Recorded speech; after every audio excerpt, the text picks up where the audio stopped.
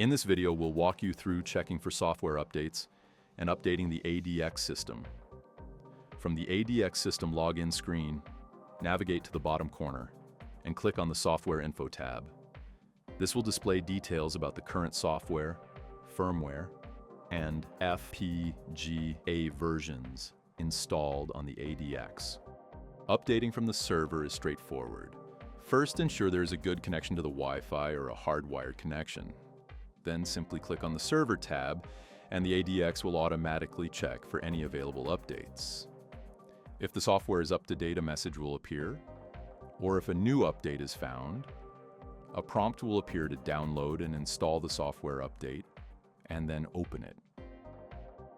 Once the application is successfully installed, the tester will open to the ADX customer login screen. The update is complete. For those without Wi-Fi or cloud access, you can update the software using a USB drive.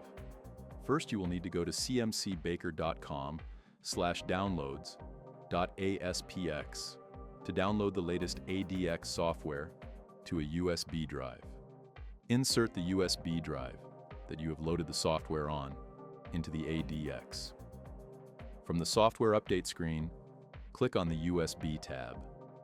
This will open the USB drive screen, where you can locate the latest software version. Be sure the file path at the top displays MNT_media_RW. The 8-number letter combination will be the name of the USB, regardless of what you have it named as.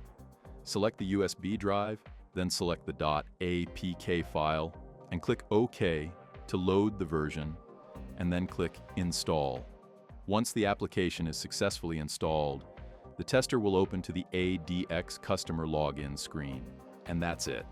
Updating your ADX is quick and easy, whether you're connected to the server or using a USB.